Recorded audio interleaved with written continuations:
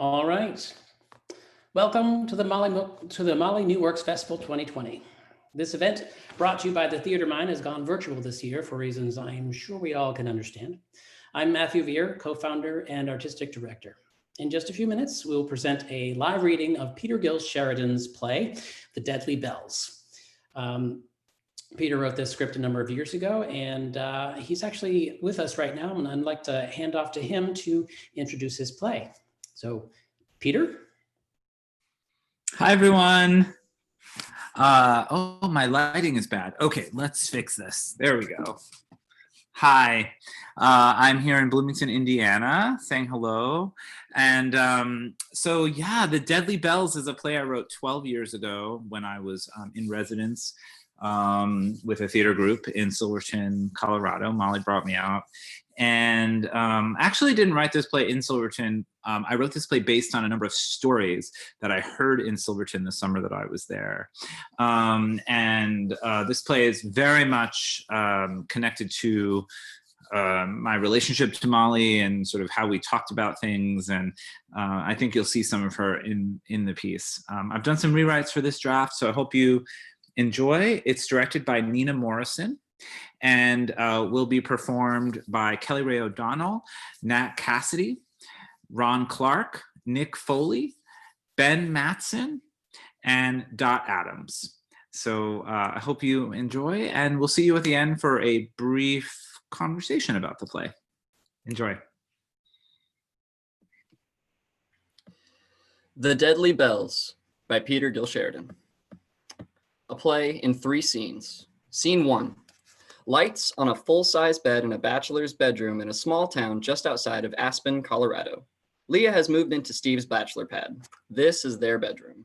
She's not yet represented in the set. It's shoddy but warm, the kind of place one might find comfort despite a few dust bunnies here and there. Most importantly, don't be fooled by the home's proximity to Aspen. The bed doesn't have a headboard. It may not even have a frame. Could just be a mattress resting on a box spring. There should be a night table too, with a drawer. There's an alarm clock on it and a glass full of water. Steve is a guy's guy. Steve is a fireman. Leah is on a laptop, Googling. The light from her laptop is illuminating her. Steve is asleep. After a moment, Steve startles awake. Did the light startle you? Did you have a bad dream? About what? Wedding.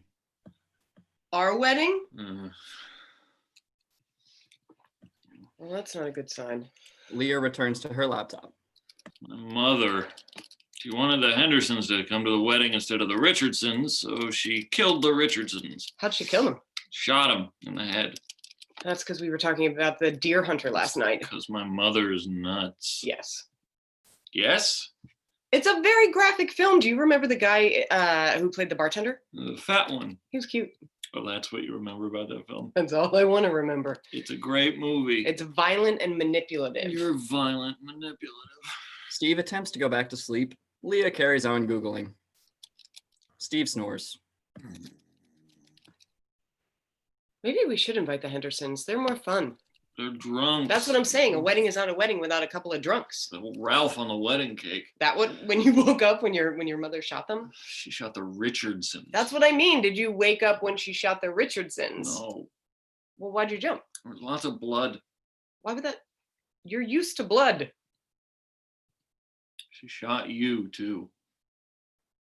I want you to get rid of your guns. Here we go. Because your subconscious is telling you that I must be destroyed, and it's only a matter of time before it gets the better of you, and bang, bang, bang! A bloodbath. Seriously, what's stopping you waking up one morning and deciding that you'd like to shoot me dead? Oh, Those guns give you power over me. those guns have nothing on my charm. Ugh. Besides, I can kill you with lots of things. Kitchen knives, the drill, the garden hose, all things you can kill with too. You have the same power. I'm telling you right now that when we have kids, the guns are going. All right. I always dream about zombies. Lady zombies with old dusty dresses with blood stains on them, and they're just walking towards me saying, Leah, I'm coming to make you undead. What's better, dead or undead? She mimics a gun with her hand and silently shoots Steve. Dead, I bet. Leah carries on, as if Steve's not trying to sleep at all. I'm so tired of natural history. Let's move east. Let's move east. I want to live somewhere where the houses are 200 years old. The mountains there don't make me feel so small. I want to live amongst ghosts who still care about the living, ghosts who could give two fucks about the land. Yeah. Mercy, please. I'm running out of time. If we move east, I can be closer to Charmaine and old Aunt Maggie too. She's only got her old Irish setter, Seamus. He's a good dog, listens to her good, which is nice because she's terribly old now, and I think she enjoys having him around. She might die before I see her again. That's the risk I take, living all the way out here. I think they said my coffee was decaf when it wasn't. Don't you know that it's your job to keep me off coffee even when it's decaf? Mhm. And so it goes. I lay here all night Googling all the diseases I probably have or will have while you snore away, worry-free. I'm gonna start taking supplements. I've at least got to start taking more vitamins, a multi, some vitamin B, fish oil. Of course, the only reason everyone's so hot for fish oil is because the Japanese never die. Eat fish, never die, they say. But I think it's genetic. The Japanese are just more resilient than we are. The alarm clock goes off. Steve sits up and immediately tries to smother Leah with the pillow. Leah gets away and jumps out of the bed. Help! I'm being attacked by a great big smelly man! Ape! You'll wake Judith and Carl. I want to wake them! Small town boars! Leah. Probably got their windows thrown open with a microphone pointed at our bedroom window so they can hear our sexy porking sounds. Oh. You squealing? You wake me? This is what you get. I didn't wake you. Okay, really stop. Why? Because You love being tickled. I hate it. Last time I threw my back out. You didn't. You don't have any attraction the way you play. Who's playing? She kisses his neck. Oh, make me crazy. He kisses her back. It's on. But then Oh, wait. What? I don't have time. he unhands her. I gotta be there in half an hour. And I stink. Leah grabs him. You only take a minute. Hey, I don't call you the jackhammer for nothing. you call me the jackhammer? To who? Friends, you know. Charmaine? She calls you the jack. Oh, Come on, Steve. Call out sick. I can't call out sick. You look pale to me. I will get fired. She leaps on his back. Yes! Ah. Let's get fired! Ah. We can start new careers. Let's move to Vermont and open an ice cream parlor that serves maple walnut ice cream and homemade waffle cones. Uh-huh. We can make enemies of the local teenagers. We can be old sticks in the mud calling the police when they start to loiter. And the customers will come in droves. And if robbers come to knock us over, we'll just give them what we have because there won't be more than a couple of dollars in the register anyway. We'll be safe there. And you can still ski. You can still have your precious winter. Come on, babe. There's a man standing on the side of the mountain waiting for me to come save him. Well, it serves him right trying to climb the deadly bells. Hiking around them and not near them, not climbing. All he had to do was read the sign. Some rich, arrogant tourist who thinks he can do anything he wants, who thinks his money will buy him safety. Of course, it probably is true. If it were some black guy gone up there, I bet they wouldn't haul out the helicopter for him. Yes, they would. They should have sent in last night's crew. It's not the kind of hike you want to take in the dark. Could have used a flashlight. It's not a flashlight hike. Would have been more dangerous to send a crew in the dark. The sun will be up in an hour. Hike in the sunshine. We don't know what we're gonna find up there. Probably nothing. Probably got devoured by a mountain lion and you'll just find a lonely foot beneath a rock. Yeah, not that much wildlife that high up. They know better. Maybe. I'm worried about hypothermia. Yeah, he's probably frozen stiff. Now, just quit that. It was cold last night. Wonder what it feels like to have hypothermia. It's very peaceful, actually. Anyway, it's not some rich, arrogant asshole up there. It's Gary Lander. I went to high school with his son. He's a good guy. Experienced, too. A real pro. Some pro. Rock slide can happen anywhere, anytime, babe. Even right here in town. Yeah, sure. Steve exits off stage to the shower. A light flicks on. He's in earshot. Well, you wouldn't have to send in a helicopter to rescue me from the center of town. You wouldn't have to risk your life to save me if I was trapped beneath a boulder outside the Piggly Wiggly. The shower turns on. You wish there was a Piggly Wiggly. I do, it's true. Steve comes out of the bathroom. Leah, it's my job. You know this. You've known this all along. It's time for a change. But I love it. More than you love me? It's 6 a.m. in the morning, and you're all excited, but there's nothing to worry about. Winston is the best pilot there is, the best in the state. He's got special training for high-risk missions. High risk! High risk if you're working with amateurs. Leah runs to her screen, repeats part of the warning. Expert climbers who did not know the proper routes have died on these peaks. We're going to fly in. We're going to attach a harness to the boulder, pull it off. Poor guy's been under it for more than 12 hours in this wind. I'm going to hook him to my belt and bring him in. It's going to be quick in, quick out. You're not some young kid anymore. You're a grown man. Yeah, and it takes grown men to do jobs like this. It takes experience. I'm pregnant. No, you're not. I am. I'm knocked up. You're just saying that so I won't go. I'm not. I'm serious. I'm 8 weeks along. You had your period 3 weeks ago. Prove it. You said it. I was only saying it so you wouldn't know. I didn't want to tell you too soon, only to find out it wasn't true. But now it's true. It's official. It's official. This moment, Leah, you had a glass of wine with dinner last night. One glass once in a while is okay. I've been drinking decaf. That's because you read somewhere that caffeine exhausts your adrenal glands. You went on and on about it at my mother's house. Leah, you are a naughty girl, a fibber. I'm getting in the shower. Fine. He exits to the shower. Fine. If you're happy to call the mother of your child a liar, fine. If you're content to leave me behind an unwed mother, not even a widow, no benefits, your child will be a pauper and have to cart me around in a wheelbarrow while we hunt for food and shelter. It's fine, Steve.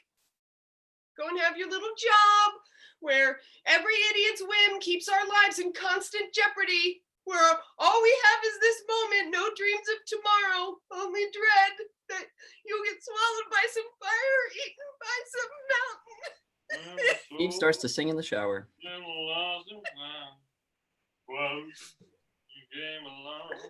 want to be in love with a wimp. With a man who's afraid of open spaces, a man who screams and yells and throws a fit on top of the bed when there's a mouse. Leah collapses onto the bed. Then, a light bulb. She hops up out of bed, a woman on a mission. She picks up a pair of jeans lying on the floor. The jeans still have a belt in them and are sitting right where Steve took them off the night before. She rummages through the pockets and takes out his keys. She hides them in the dresser. She takes out his wallet and hides it somewhere. She puts the jeans back where they were. From offstage. What are you doing out there? You up to no good? I'm praying. Goddamn asshole. I heard that. Good. It's about time you know what I really think. Leah gets back into the bed. Suddenly, Steve runs out, sopping wet, probably naked. Leah screams, she runs, catches her. Ah, you're getting me all wet. Stop it. Oh, Steve, can't we move to a commune? We'll become Wiccan and sit around the campfire nude and smoke dope. We can live off the land and bask in ritual. And we'll be there with all our friends. Flower Baby will be there, and Sunshine. And don't forget Harmony and his wife, Flame. We can have group sex and live in freedom. Steve, oh, can we? She whacks him in the head with a pillow. He grabs a pillow and chases her. No! He whacks her. You'll kill the baby. She jumps on top of the bed. I'm Steve, Oh. and I want all of you to know that I'm a great big man. Right? Roar. No situation is too dangerous for a mighty man like me. Mhm. I spit on your fire. I turn my back to your wind. I can leap tall buildings and slay ugly monsters and rescue pussies from trees. Yeah. Don't you think I'm brave? Ooh, I'm braver than you and you and you. I'm so brave. I'm going to take my shirt off so you can photograph me for a calendar. She flexes. I think it'll be December. Why not save the best for last? He sweeps her off the bed and throws her over his shoulder, taming her the shrew style. She starts pounding on his back. He puts her down and she starts pounding on his chest. The play fighting becomes much rougher and she goes to punch him in the chest. He catches her wrist. Whoa. Hey. She pulls away and turns her back on him. Yeah. He gets dressed. Underwear, a couple shirts. Then he puts on the pants that were on the floor. He pats his pockets to check for his keys and wallet. Did I? Goes to the night table. Opens the drawer, rifles around. Nothing. He goes off stage. Leah gets back in bed and pulls a blanket over her head. Steve re-enters. Where are they? Answer me, Leah. Leah sits up in bed suddenly. When Daddy died, I thought, it's here. It's finally here. I've been dreaming of this moment my entire life, playing it out in my head, role-playing my reaction, imagining my eulogy, bringing everyone to tears. Not now. And when he died, I felt this terrific sense of relief. My worry lifted off like a shuttle. I celebrated his death. That's how selfish I am, because I thought now I can do anything. I can star in adult films. I can join the Peace Corps and not worry about not being able to get home for Christmas. I can rebuild entire villages and not worry about missing the best years. I'm nobody's daughter. I'm someone's sister, someone's cousin, but who really cares? Now I suppose I'll be someone's mother. What a terrible thing to be in love. Steve puts on his shoes. Yesterday, I was enjoying the warmth of the sun on my face, and suddenly a pretty little finch just fell right out of the sky, landed right in front of me. Couldn't have been more than 5 feet away. Could have just landed right on my head if I'd come out a moment sooner. This isn't funny, Lee. Come on now, what if it were me up there? And I thought a moment ago, that was a bird. But now it's just a thing, a hunk of matter. All right, I'll call Joe. He'll come and get me. Leah picks up his cell phone and on the night table puts it in a glass of water. Oh! Oh my God! Steve pulls the phone out of the water and tries to revive it. You know, now something will come along and eat the bird. A collection of creatures will digest it speck by speck and poop it out. The poop will turn to dirt, grass will grow in the dirt, and someone will mow it.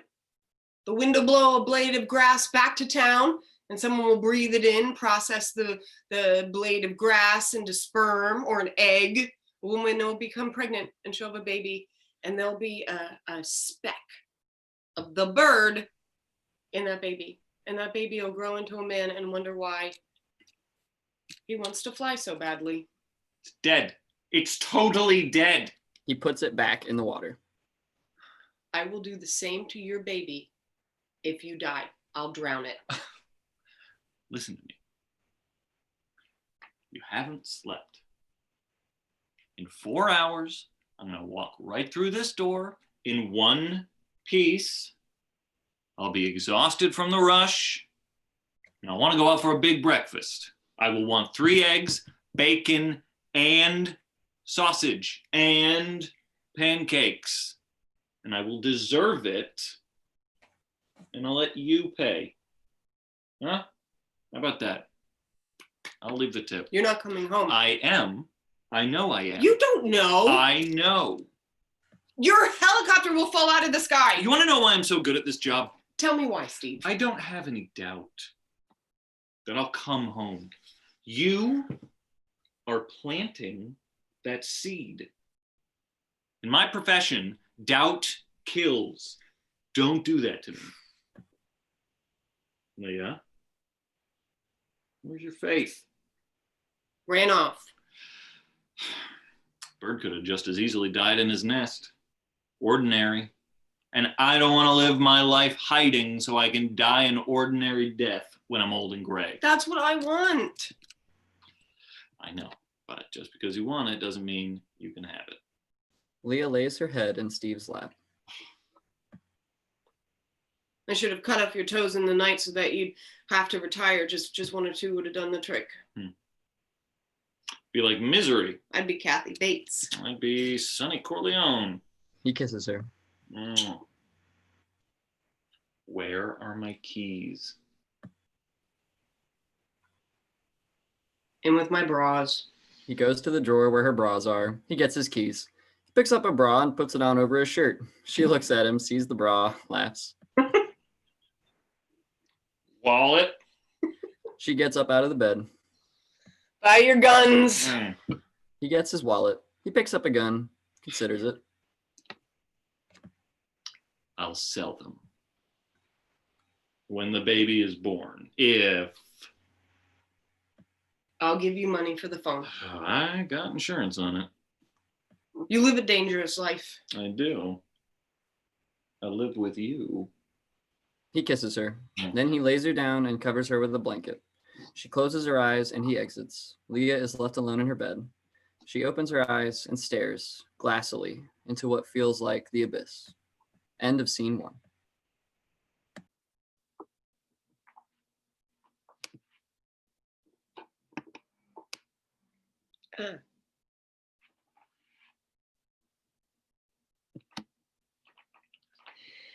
Scene 2.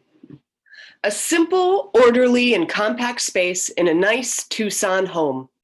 There's a table with some makeup on it, miscellaneous woman things, a mirror, and most importantly, a styrofoam head like they'd use in a wig shop on some sort of stand, wearing shades and a wig.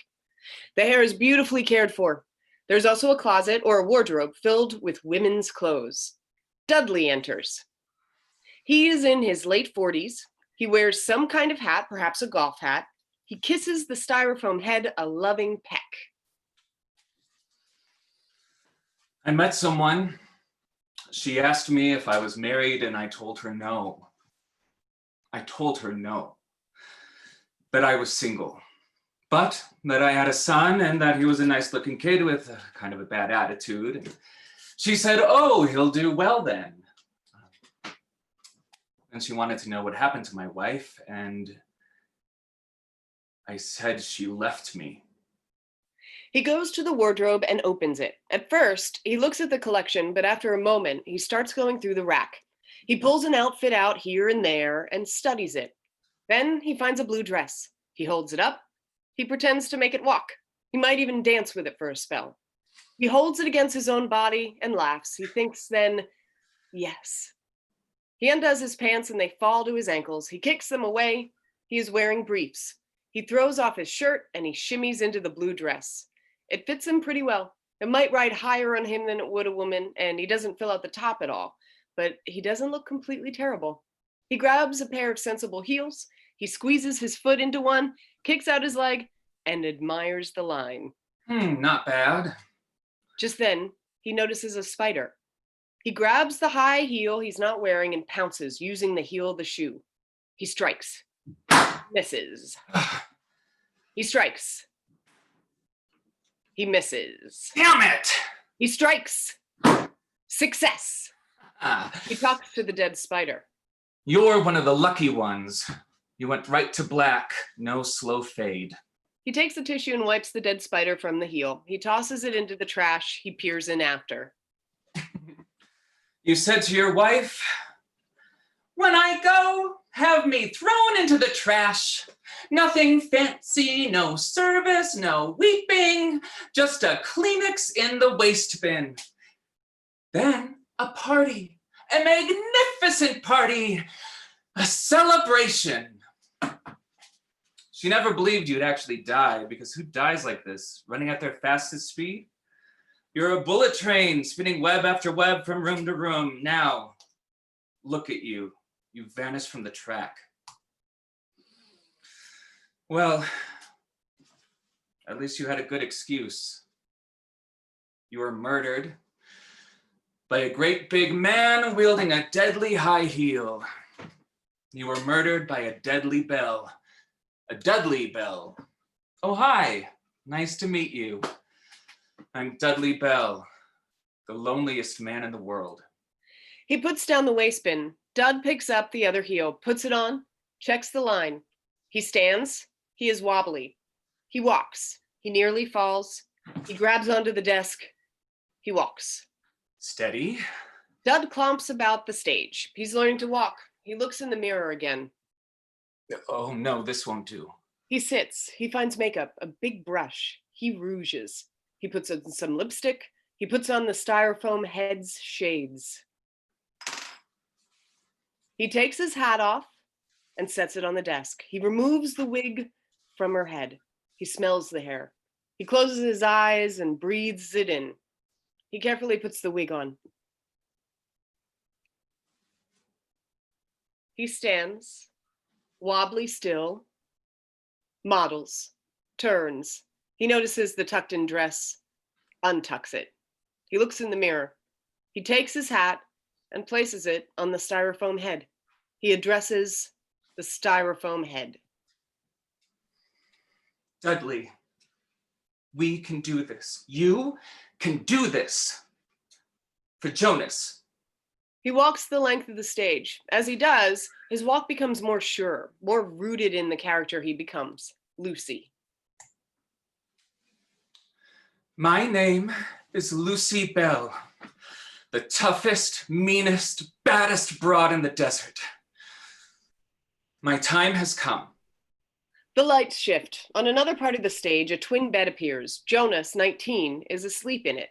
Dud looks to the young man and starts moving toward him. Jonas? Jonas? Dud, fully embodying Lucy now, sits on the edge of the bed, or else he kneels by it. My boy. There may be moments where she touches him. Jonas sleeps soundly throughout. Your father and I have been out on the patio all morning. Every Saturday, it's somehow up to me to come in here and wake you up. She throws something at the styrofoam head. It topples over. You're gonna sleep your whole life away. Wake up and enjoy me while you can. Jonas, Jonas. He sleeps. It's noon. I've already had 2 cups of coffee and 3 Bloody Marys. The perfect morning. Your father's already bombed, just like he is every Saturday. He has no off switch, I swear to God. I have something to tell you, and I'm not just telling you this because your father is sitting outside the door listening to what I'm saying. You know he does that. He follows me around like he's a puppy leashed to my waist. Your father is the perfect man. Yes, he drinks too much, but so do I, and so what? Who cares? We don't hit one another. We don't hit you, even though sometimes you deserve a crack in the smart lip. But he's perfect.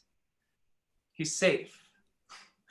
You can scream and shout and kick and claw, and the next morning, he'll be right there, same as he ever was. The coming days won't be easy. I don't want you to cry for me. I'm the lucky one. This little malignant inheritance from your cancer of a grandfather means that I'll never have to lose you or your father, but you. You've got to lose us both. Me first. I always like to go first. Okay, fine, you win, I surrender. What's the harm of sleeping in? It's your day, your time. Dud turns around to leave. Jonas calls suddenly. Dud freezes. Mom? Jonas goes to get out of the bed, but Dud throws his arm out behind him to stop him. But for this action, Dud stands frozen stiff. They're frozen. Jonas speaks to Dud, who still looks away. Mom, I thought you would never. You've come back? Unless I'm dreaming. Everything seems all wrong, so maybe I am, but I can't tell the difference between what's real and what's not because life has become very surprising. Did you have a good journey? Did you learn a lot? Dad's pretty angry, but I'm not. I'm not angry at all because I understand you.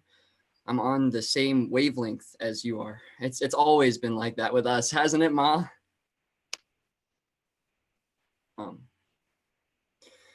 Well, a lot has happened. The canary died.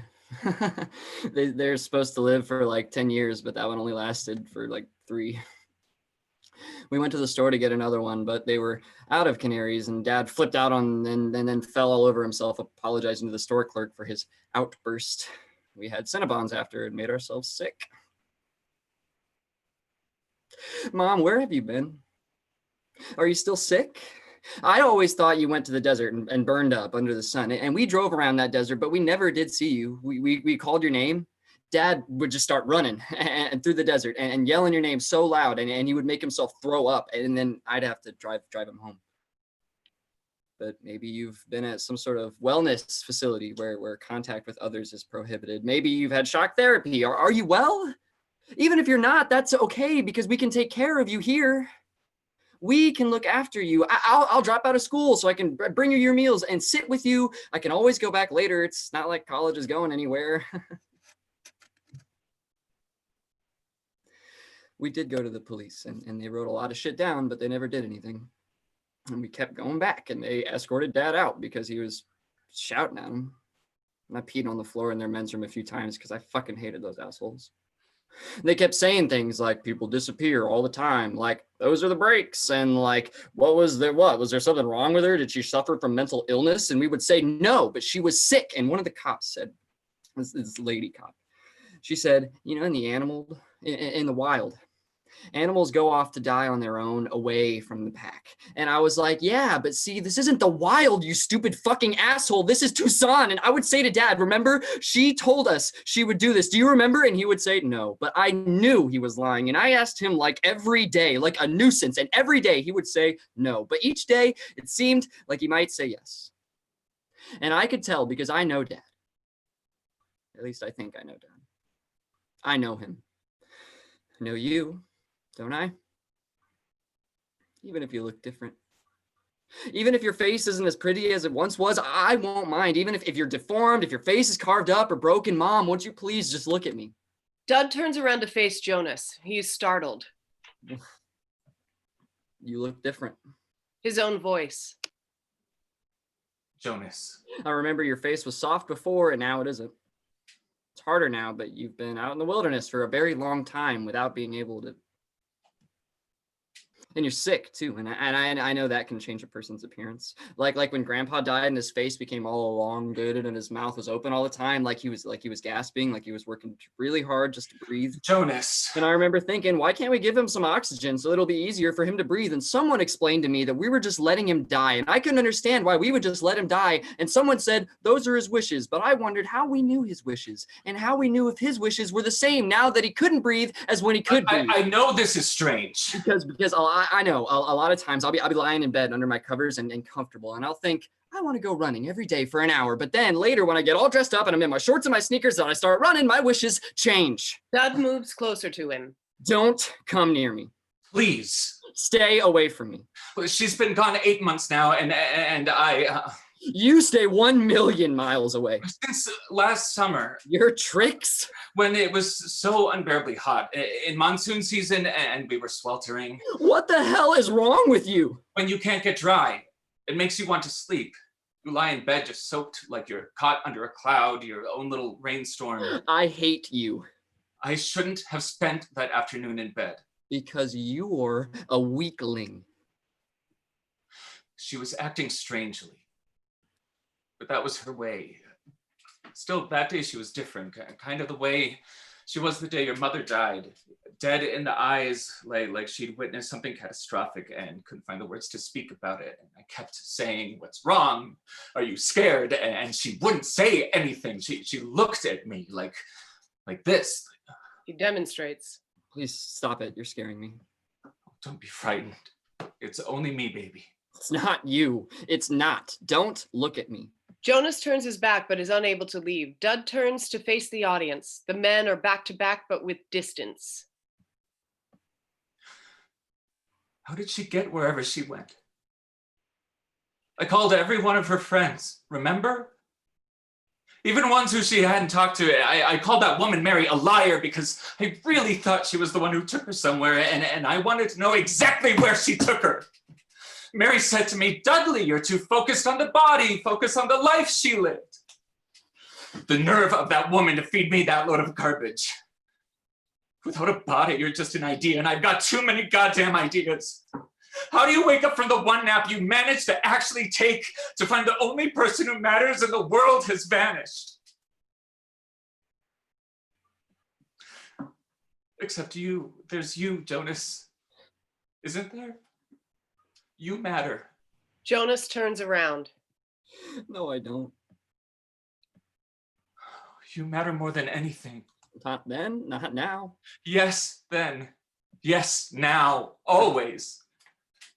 Fucking liar. You watch your mouth. Jonas spins Dud around. You watch it. You watch right here. He points to his mouth. Fuck yourself. Look at me. I don't want to look at you. Then go. It's my room. It's my house. And I don't want to see you stalking about my room at night like a ghost. I don't want to see you when I'm sleeping or when I pass a crowd of women on campus chatting, laughing. I want to stop seeing you. Take it off. No. Take off the wig now. Maybe, Jonas, maybe this is good. Maybe you can say... Dad, please. Say what you need to say to Mom. Jonas, say it. Where are you? I'm here. You're not here. You're underneath a pile of sludge and there are worms in your mouth. I'm here. You're lying in a field and birds have pecked out your eyes and there's a lion or a coyote or something horrible nibbling on your legs and it won't stop. I'm here. You've married another man and he has children and you're with them in a trailer in Nebraska, living off the land, smoking cigarettes and drinking buds. You don't even remember me anymore. You don't remember my name. Look, Jonas, I'm right here. And you've forgotten, Dad. And now he's nothing. Now he's a man with no insides. His balls are in his throat and he doesn't even sound like himself. And he thinks that there are things that he knows and I know. I'm going to wake up one day and find him gone too. He'll finally leave to look for you and I'll leave to look for him and we'll both be looking for someone while you look for no one because you are terrible and despicable and horrible. Jonas pushes Dud, knocking him to the ground. It hurts. It's like I've swallowed a boulder. I'm sorry. Water, get me water. Jonas runs to the night table and grabs the glass of water. Dud drinks the water. What is happening? It's just nature taking its course. Mom, we can fight this together. This cheerleader bit, it's role play. It makes me feel stupid. I want to help. There's no helping me.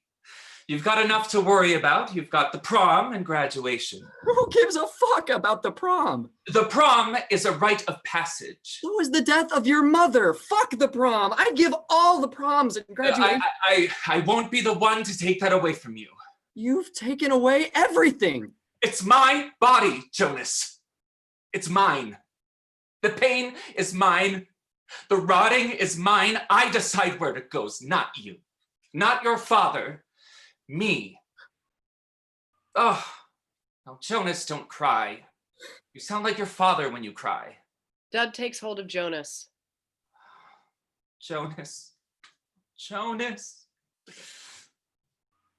You have to look after him. He's very delicate. Jonas lays in his father's lap. He closes his eyes. He keeps them closed. Dud calls to his son on his lap, whose eyes are still closed, harsher. Jonas. Jonas. You're gonna sleep your whole life away. Wake up and enjoy me while you still can. Jonas. Jonas. So you are listening. I pretend to be asleep so you won't go. Every Saturday. After you've had your Bloody Marys by yourself. You're too young to drink. Okay. You know what a beauty I was in high school. And your Aunt Zoe was a knockout. That's why we were called the Deadly Bells. Lucy Bell, Hell on Wheels, set 1978 Capital City Roller Girls MVP, and your aunt, Zoe Bell, the most beautiful girl in all of Tucson. You know, a man died for her. Don't ever play chicken, Jonas. No girl is worth going over a cliff. Especially not your Aunt Zoe. Aunt Zoe is good, I think. I think she's worth going over a cliff for. Jonas opens his eyes. Dad, Yeah. you're the ugliest woman I've ever met. Yeah. And your makeup's fucked up. I need practice. You need therapy. So do you, asshole. I'm not the one dressed up like mom. Well, there's that. Hey, there's nothing wrong with putting on a dress. This is the 21st century. There is when you're dressed up like your dead wife. Dead. Yeah. Dead. I think she might be dead. Let's make her dead. Okay. I better change. Wait. Jonas stops him. He puts his head on his shoulder. One more moment. He closes his eyes once more. Dud pulls off his wig and holds his son. End of scene 2.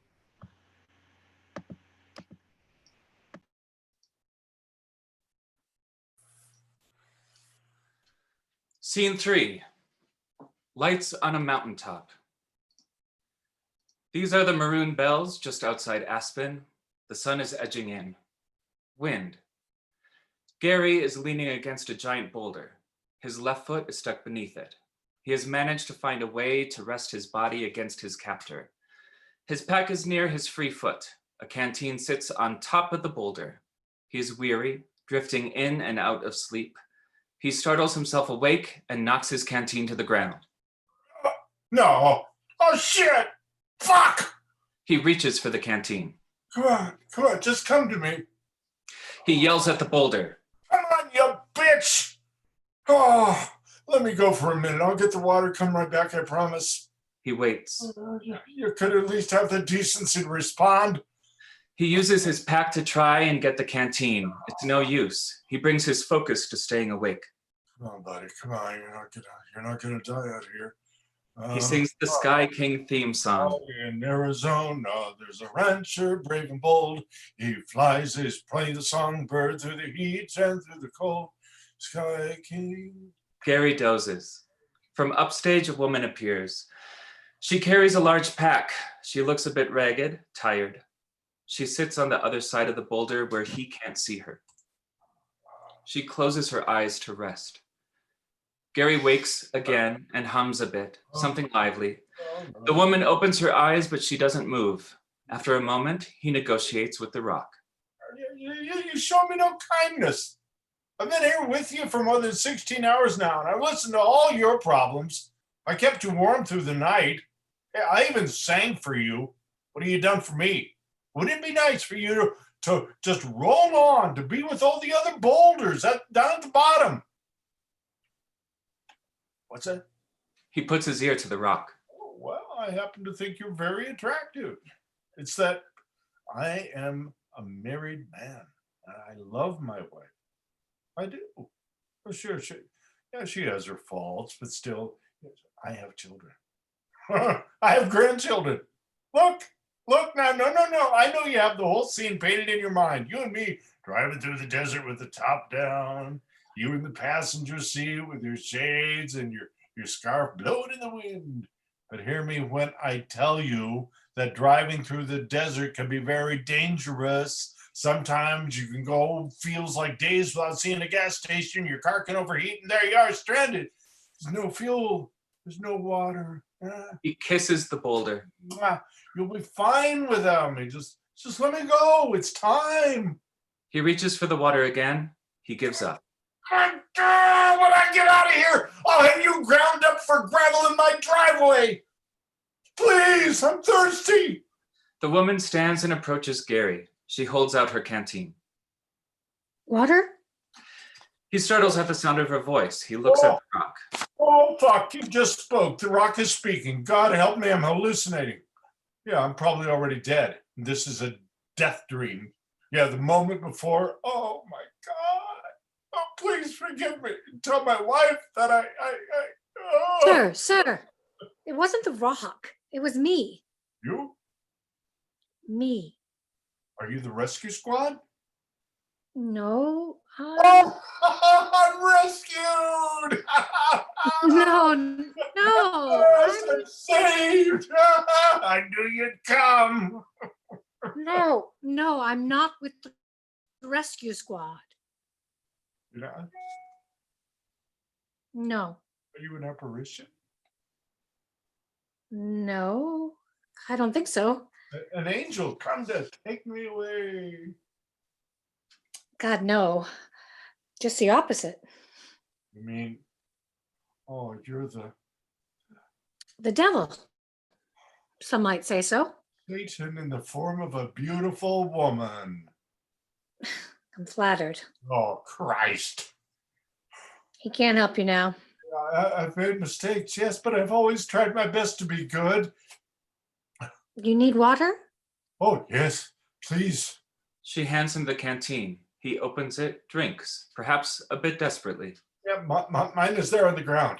She picks it up, opens it, drinks.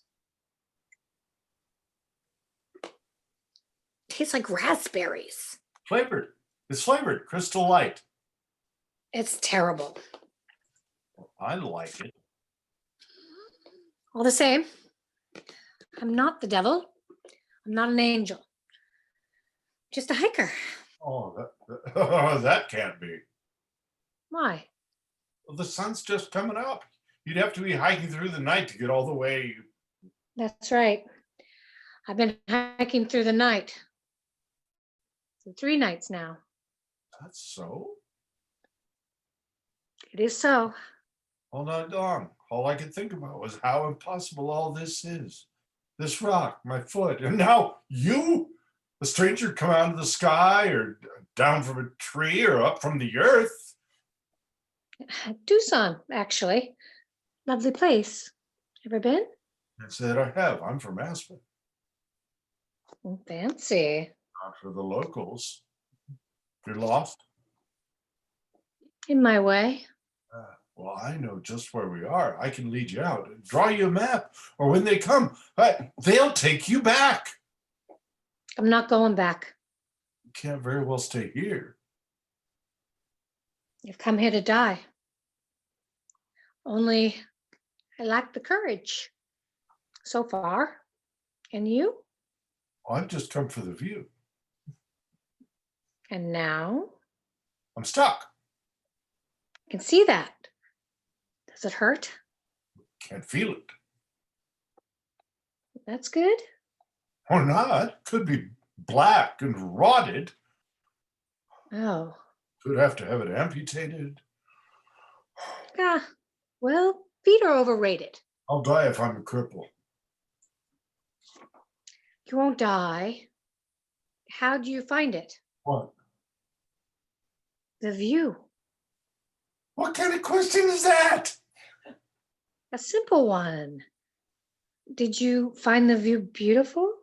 He looks. Spectacular. They look. Absolutely spectacular. Did you come alone?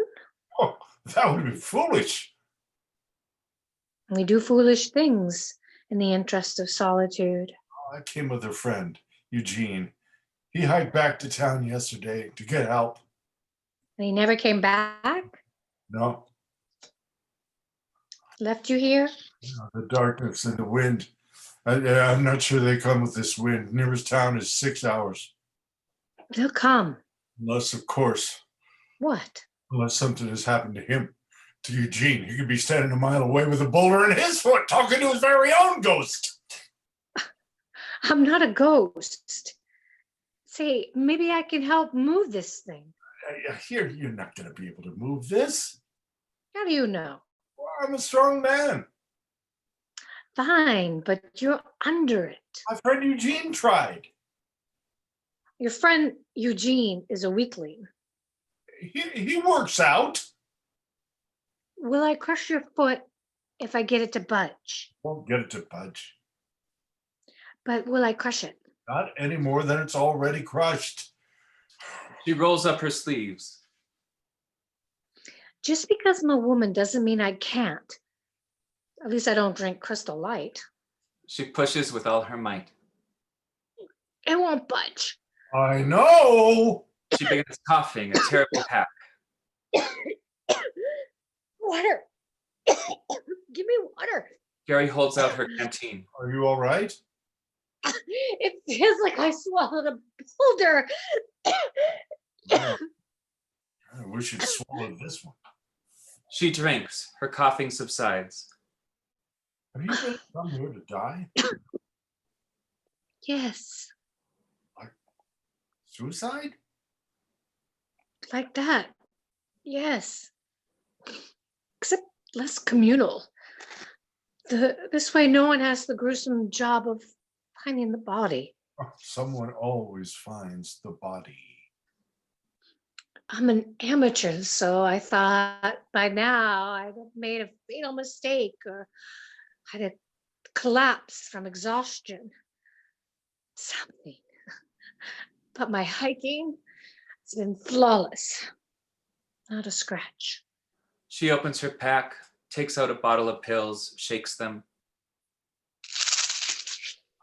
This business of dying, it's difficult. But I'll do it. I'll find a spot soon and I'll take these, all of these, and maybe something will come along and have me for dinner. No, you're too high up for that. There's no real wildlife up here, except bugs. I hate bugs. Can I ask What? to be dead all by yourself? It's the only way to be dead. Really? It seems terribly sad. Death ought to be discovered, acknowledged, or maybe known. I should be going. No, please, no! Won't you just wait here a little while? I've been here alone all night and I'm having such terrible trouble keeping awake, just keeping warm. I'll be out full blast soon. Your friends will come. They won't. I have a terrible feeling, this terrible feeling that this is it. Won't you just stay until just a little while longer? Please. Gary begins to hyperventilate some. Oh no, don't do that. I have a blanket here, if you're cold. She wraps him in a blanket. I'm afraid. Me too. Don't do it. Whatever it is bothering you. You're one of the lucky ones. You're free. I'm not. You only think that. There are medicines. You can see a psychiatrist. They'll give you drugs and you'll feel better. There's no cure for what I've got. It'll be a 5-year interruption. I'll lie there, and before long, I'll fade. My husband will have to clean up my shit. My boy will have to smell it. He'll read to me and he'll think I can hear him, but I won't. And he'll be robbed of his age. He'll resent me. He'll wish that I'd die already. And then I will, and he'll feel terrible. But what if it all turns out differently? What if? It won't. Yeah, you don't know that. I do. No, you don't. This way, he'll know. He'll know his mother was brave. He'll know his mother was the 1978 year MVP champ of the old Capital City Roller Girls. His mother put herself through 9 years of college without a hand. His mother was a tough old bird who took no grief from anyone. His mother took herself before anything could be taken from her. What if he thinks his mother was a coward? I always told them, I said, when I get sick, I'll just go. I'll just go. I'll vanish into the night, into the wilderness. Just say goodbye. No. I always promised myself I would do it like this. Promises are only thoughts. You can get it all back. I can't. It's easier than it seems. Go home while you still can. I want my slippers. I want a Bloody Mary. I want to never see these mountains again. This terrible mountain, and it's so big. I want to wrap my arms around Dad and whisper jokes in his ears. Waiting for you. The woman sees a spider on the boulder. She sings beautifully. The itsy bitsy spider went up the water spout. Down came the rain and washed the spider out. Out came the sun and dried up all the rain. She kicks off a boot. And the itsy bitsy spider went up the spout again. She strikes success. Except you. No more spout for you. Bad luck to kill a spider. Kill them every chance I get. She considers the corpse, flicks it off her boot, puts her boot back on after a moment. Say, could you rub my back? Oh, It's cramping real bad. okay. She goes to him. She stands behind him and starts to rub his middle back. Can you go a little lower? She does. Yes. Right there. Ah. This can go on for a small while. Then, Patrice. Lucy. It's Lucy. My name's Lucy Bell. Patrice. Yeah. I haven't always been a good husband. You know that? You know? Like when I put my wedding ring down that trash disposal and mangled it and told you that I'd never wear it again because you'd been with someone else. I never did wear it again.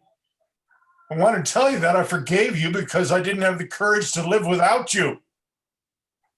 That isn't a very manly thing, is it? And I forgave you because, you see, when I was 35 years old, I was with someone else too. A woman much younger than you and I were. Yeah, you probably don't want to really talk about this, but there's a part of me that thinks, you know, I want to bring it up because I want to tell you that I never loved that other woman. Not even for a minute. And I was foolish to go to bed with her the way that I did. I just felt curious, and I thought that maybe you weren't very interested in me anymore. And I thought maybe it would be exciting, you know, to have an affair like they do in Europe.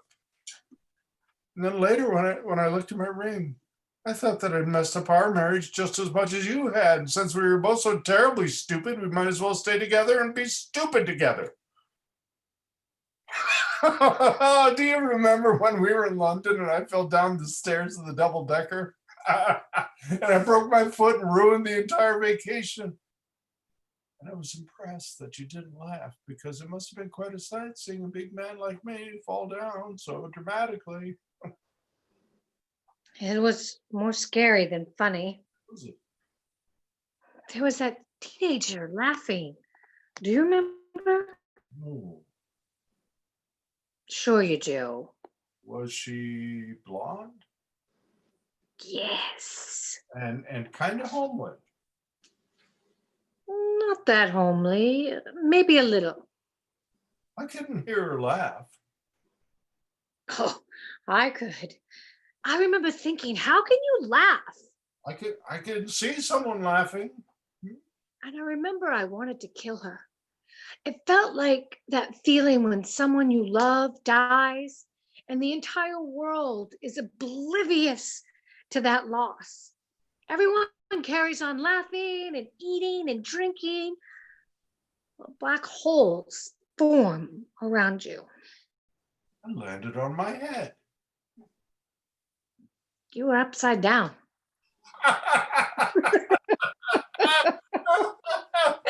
Oh, I love London. I do too. Oh, we never made it to South America. We'll go. Patrice, we won't. We will go. We'll go when you get home. We'll go to Buenos Aires. We'll see Kevin.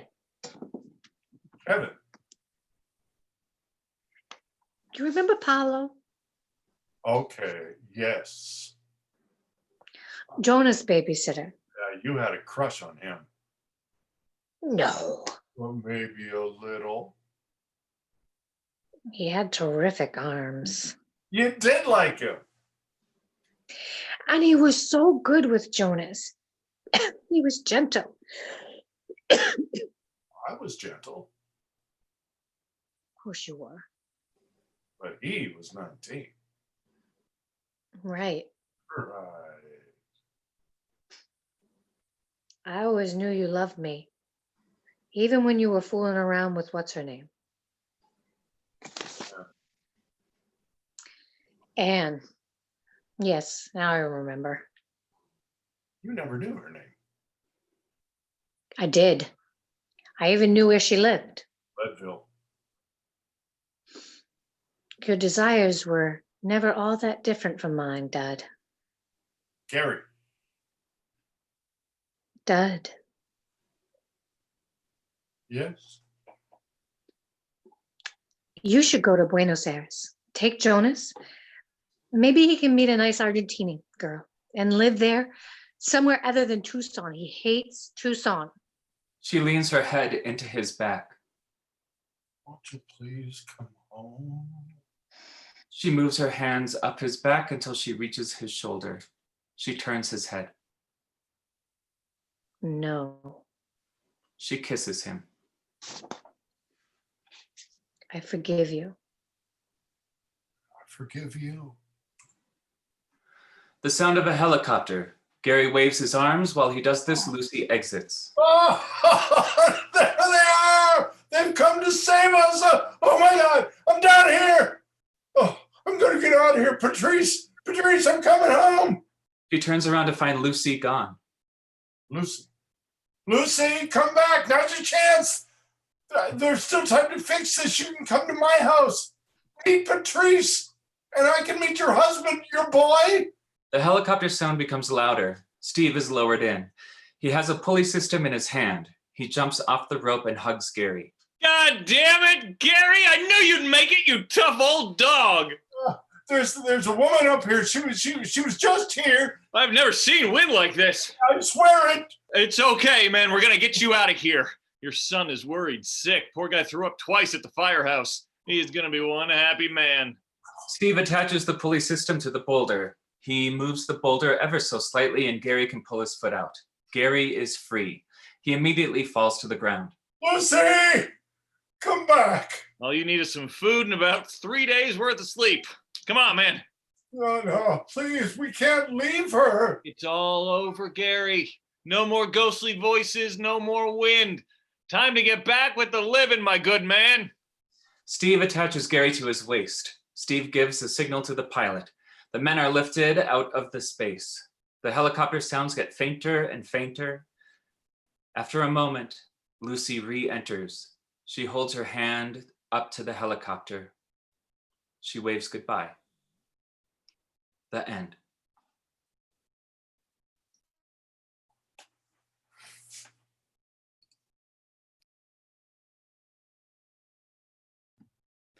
This concludes our reading of The Deadly Bells by Peter Gil-Sheridan. Thank you for joining us.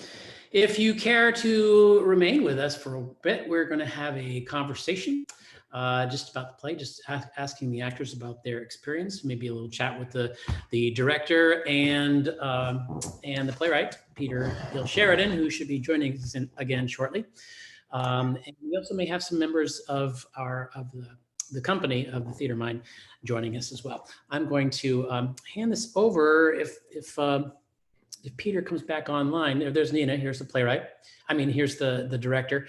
And I'm going to hand this over to Nina so that I can assist in getting some of our some of the rest of our company online. Joining us. I'm now going to hand this over if Thank you. Peter comes back online. Peter mind joining us as well. I'm going to hand this over. Very good.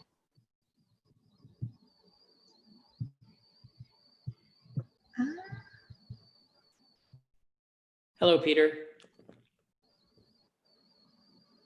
Are you muted, Peter? There you go. I'm unmuting you now. And I'm now going to hand this over if Thank you. Peter comes back online. Peter mind joining us as well. I'm going to hand this over. Yeah, somebody had their YouTube channel still on. Yeah. All right. So, Peter, that was wonderful. Thank you for that play. I remember it. I'm unmuting you now. I'm unmuted, yes, but I think And YouTube is I'm going to hand this over. Thank you. Peter comes back online. You mind joining us as well? To hand this over. Yeah. Oh my gosh. Okay, whomever among us has YouTube running, please turn it off because we're getting feedback from it. Okay, I don't know what was heard and what wasn't heard. I was just saying to Peter, thank you so much for letting us do this play. Thank you, Nina, for wonderful direction and these actors, fantastic. I loved this experience so very much. So I'd like to hear from you all. You know, this is still fairly new to us. I know that there are theater companies all over the country that are playing with various online media. But this was it was enormously satisfying for me. And so I would like to hear if your experience was similar. What was this like for you? Did the limitations of the platform, what did they do? And did you discover anything? Just your experience. I'm going to mute myself now, and you should all be able to unmute yourself when you want to share.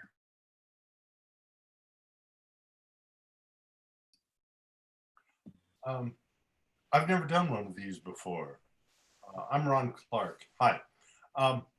And I'm in Iowa City, and I've never done one of these, and I found it, to be honest, it was very intriguing and entertaining. But I did find it somewhat limiting because I missed the room, you know, and a Zoom room ain't a room. But nevertheless, I love doing this, and I want to do more of it because I think this might be the new normal. We'll see. Yeah, Ron, I'm gonna piggyback off what you said. Hi, my name's Nick Foley. But there is something really interesting about like the particular nature of performing in a room alone, and I think Nat and Kelly probably have a little bit of like, you know, an advantage there, or at least like a benefit there, not an advantage outright. But the thing that's really great for this about me is I found I was appreciating the scene partner even more, even though it was through the call. Yeah. And so I found that like monologue work becomes more difficult because you don't have the energy of the room to deal with. When you do have some sort of back and forth, like I know, Ben, I felt that the strongest points in our scene personally, or the parts where I felt the best anyway, were the back and forth and it's fun and interesting to try to, you know, play on. There's, you know, going to be a little bit of lag and like some time, like downtime and stuff. But I really felt like, you know, connected the way that Ron, you had mentioned, like being in the room really gives that sense. So yeah, I was really, really grateful for the experience. And it is very interesting. Yeah, I'll second that. I was actually really surprised how connected I felt to you in those scenes, in that scene. And there's something about knowing that there's like a half second of lag in between speaking, like as the software is like switching cameras and, you know, turning on and off like microphones and stuff. So anticipating that is really important. And I think we did a good job with that. We don't get to watch it, so we don't really know. I think what I missed the most out of this experience, rather than being in the same room, is actually being together in the same space before the show starts. It feels hollow and weird while you're like waiting in your kitchen by yourself, and you know that you're gonna do this show, like this really intimate, deep kind of meditation on death and life and growing and living, and with someone that you've never met in real life, who you have like life and death stakes for, you know, in the scene. And yeah, just starting it like sitting by yourself, kind of waiting for the clock to go down is this really weird feeling. I missed the changing room banter and stuff like that. Yeah. Company. Mm-hmm.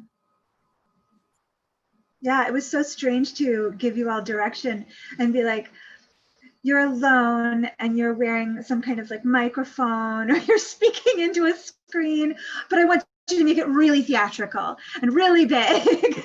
Like, I really, it's like, it's such a surreal request.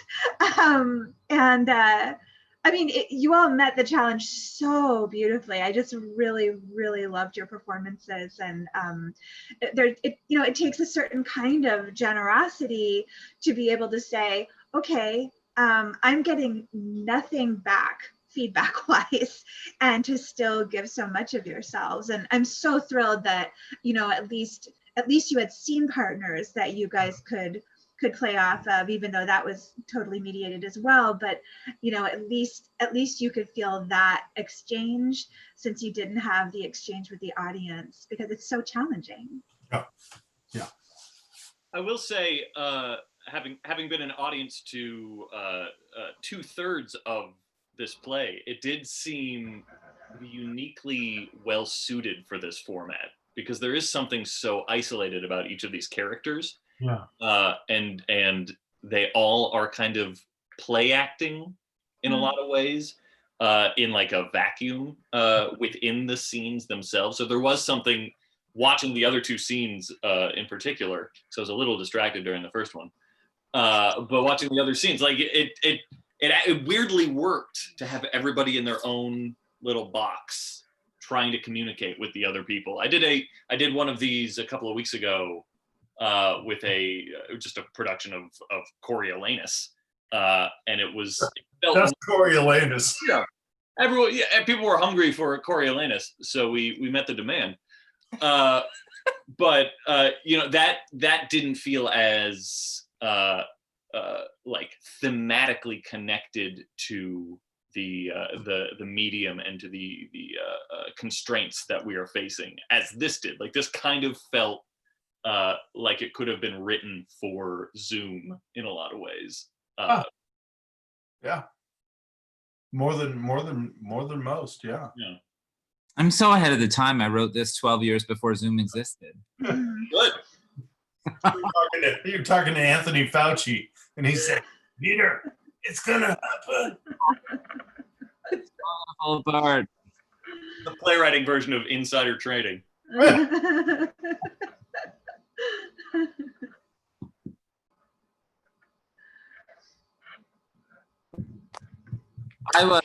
It made me a little excited.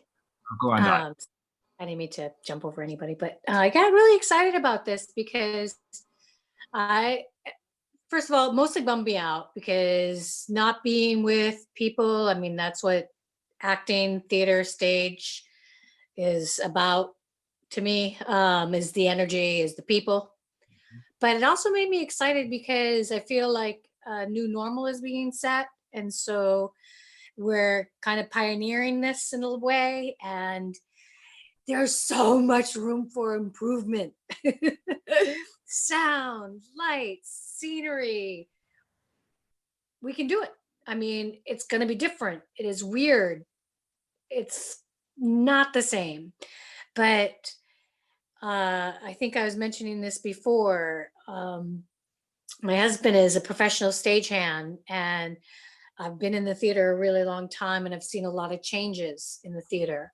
When projections first came out, I was pissed because it took artists jobs away, scenery. Who's going to paint? We don't need to paint the backdrop. We're going to have this projection.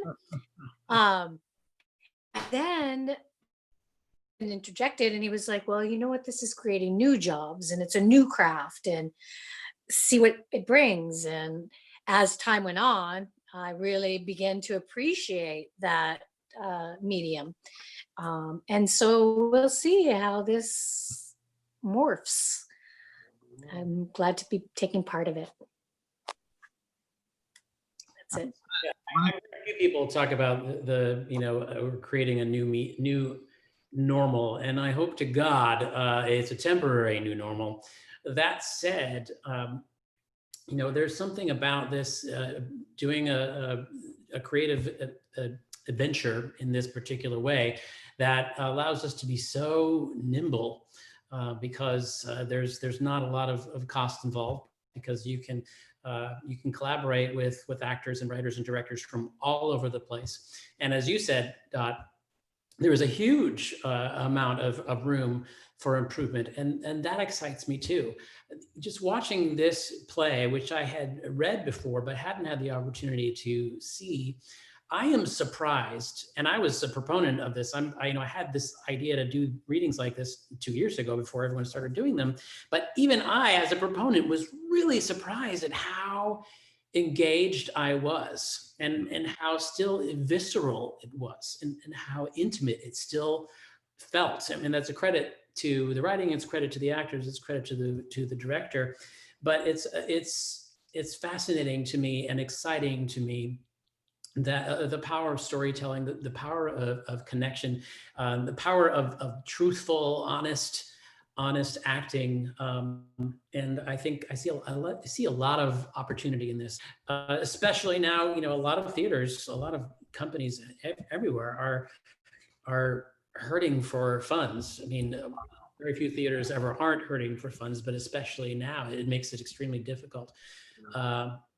But I'm happy that we don't have to stop playing, and I'm eager to get back into a place where we can be live and in person again.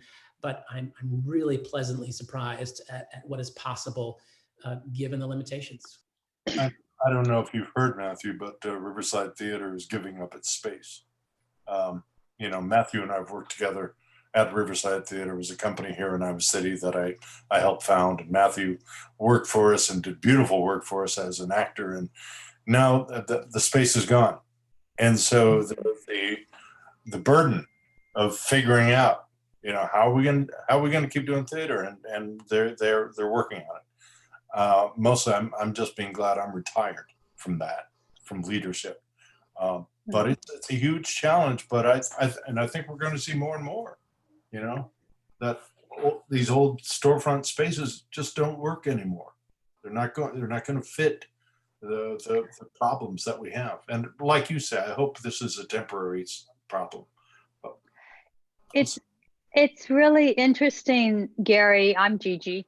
Hi. I want to thank all of you. But I have short attention span, so I have to respond to what you just said, and then I'll introduce stuff and say how great you guys all were. But what you just said was what originally, when Matthew was like, oh, I want to do media, videos and stuff. And what I was thinking as you were talking is, of course, I spent the first 25 years of my young youth until about 10, 15 years ago, trying to bring people back into the theaters. I was in Colorado, Wyoming. I ran away back to New York, off to New York to try that and become famous and all that stuff. But the bottom line is that I really was committed to bringing people back into live theater, which is what needed to happen. And we went around like Mollie's theater did, trooping through small towns.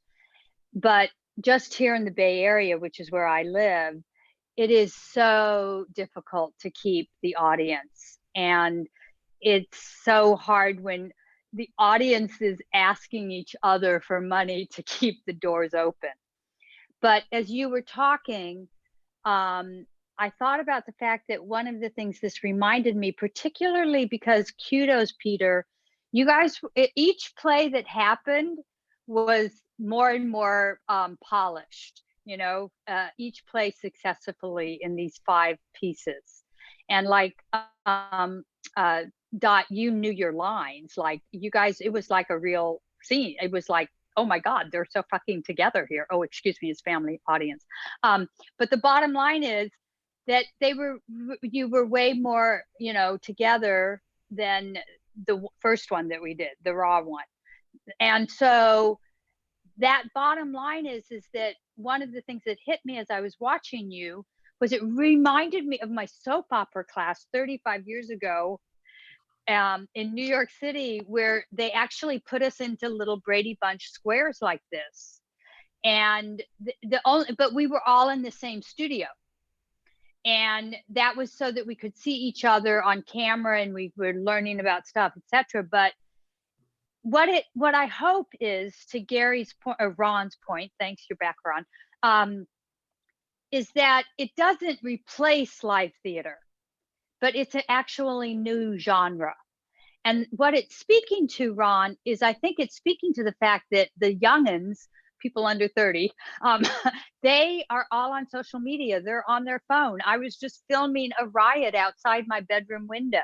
That's, yay, a good riot. Not a riot, it's a protest, and it's staying safe. But the bottom line is everything's in real time in our lives now. And I just I'm very moved. I did have a glass of wine for the very first time during this festival, which was sorely needed. But the bottom line is we're very like, we get so emotional, and as theater people, we particularly get emotional and empathetic. But I just felt like what the piece was, Peter, you really did a phenomenal job. And each of your actors, you guys, Nina, kudos to the piece. Even if it is, I don't know how old you said, 5, 10, it just really captured what happens. And because I know where the Deadly Bells are, you know, I know Silverton, I know that whole area. I grew up there partly, and I just felt like you captured the point that was fascinating to me was where the different people switched, and you gave in to being his person and he gave in to being yours, and then you guys actually were together. That was fascinating. Really fascinating. I wondered how you did that in rehearsal, like how you came up with that. I'll shut up now. Nina gave us, I've got to run in a couple minutes. I've got another Zoom thing. Yep, there we are. The oldest guy in the room has another Zoom. There we are. So anyway, what I'm going to say is that Nina and Peter, I think, both agreed that they are deliberately delusional. You know, the idea is that we both know, but we are accepting it, and out of desperation, they are just going with it. And I think that's a fair assessment, and it worked for me. Nina, is that Peter? Is that Absolutely. Well, it really shows, as somebody who was married for 27 years, and then it shows older people and the compassion also of both of your lives. What you did, Dot, with, I mean, the two of you just really captured it. And it also was captured, I shouldn't, Kelly and Nat, like your young thing just was, it was really hard because, of course, I never knew Mollie. So I was totally projecting like that was Mollie, you know, because I think, Peter, there was a little bit of Mollie in there because of Dave, the firefighter, just a wee bit. But it was really cool to see the couples, because people who have really loved deeply and made commitments and then left, whether it's for sickness or whatever, I just think that was a fascinating part, Nina, of what was in this play. There was just so many different things going on that were profound. And anyone who knows, who knew Mollie and who knows Dave and knows their dynamic, you can't help but recognize them in this play. It's one of the small reasons why I love the play. I love the play anyway. But thank you, Peter, for that. Again, we did Alice in Wonderland earlier today. Mollie's reimagining and adaptation of that. And it wasn't by intent that we had these two plays today because they both have a Mollie connection, but now that it's done, it seems incredibly fitting. I feel close to her spirit today. That's good.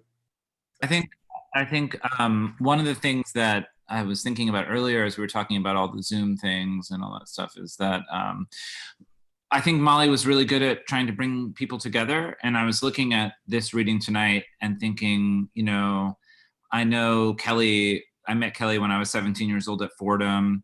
And then I went to Iowa and I met Matthew and I met Mollie. And then I became friends and I met Charmaine and Dan. And then Mollie brought me to Silverton and I met Ron in Iowa City too, not to, you know, like I met everyone. And then I went to Silverton and I met Ben and I met everyone in Silverton. And then I went back to New York, back with Kelly. Then I went to Bloomington to teach and then I met Nick.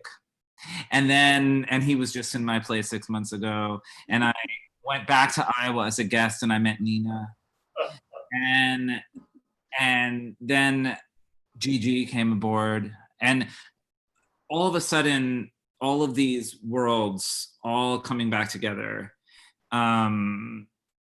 This was sort of what Mollie did, I think, was that this was her mission, was to kind of bring all these worlds together. And for me, this reading is a culmination of all of these worlds at this moment. And if we did this reading again in 5 years, there would be new people involved who I met in my next stops along the way. So the silver lining of this moment, I know everyone's talking about silver lining. It's so cliche to talk about silver linings of this moment, but I think the major silver lining is to think that at least the moment is affording us all the opportunity to sort of come together and kind of talk about this story. And this story for me is so much about grief. And of course I wrote it when Mollie was still alive, and Silverton is such a ghostly place and there's a lot of death in Silverton. Just gonna say it. I feel like there's a lot of death everywhere, but for whatever reason, death has a different feeling in Silverton, in the mountains. There's a different feeling to me there. And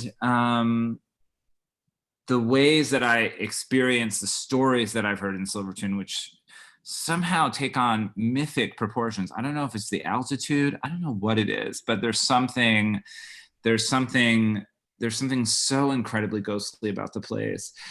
And watching the story now after Mollie's death, I'm like, oh my God, like Mollie is just all over this. You know, like there's a way that that we were talking about this stuff many, many years before she actually left us. And that was the space that she resided in for me for many years before she died. Like that was always what we were talking. We were always talking about death and and how horrible it is to be in love, and what if we lose people, and what is it to lose people, and she lost her father, and relationships ending and relationships starting, and how do we deal with the sort of the difficulties of that. And that's a struggle that I think I've gone through with all of my friends through all these years. So it's really meaningful to me to have this group come together tonight. It's been really lovely. So I just want to... On that note, I have to take my leave, but thank you. Thank you for keeping Mollie's spirit alive. She was truly extraordinary. She was. Thank you. Yes to this, Ron. Ron, thank you. So nice to see you. Thank you, Ron. Leaving the room. Thank you, Ron. Working with all of you. Bye-bye. We'll see you next year.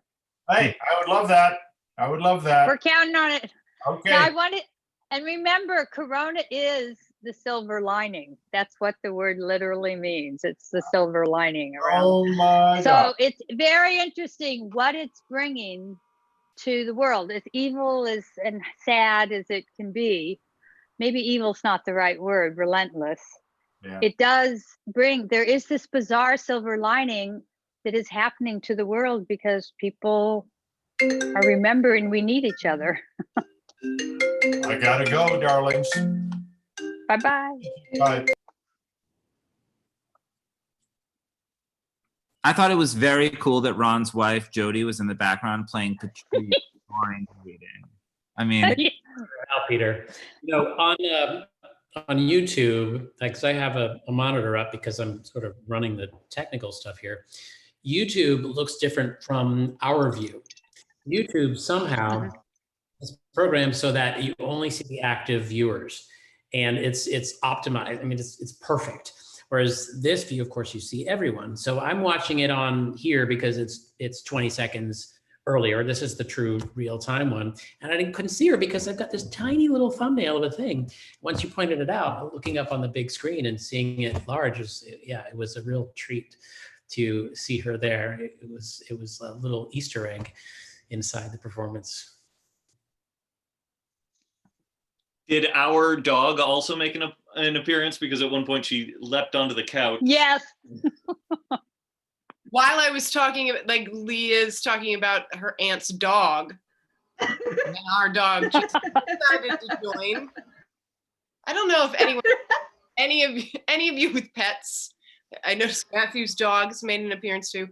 Our dog gets very anxious with Zoom. This whole like, what are you talking into this for all the time now? Let me join for a moment and kind of disrupt it, and then ask for food and then leave.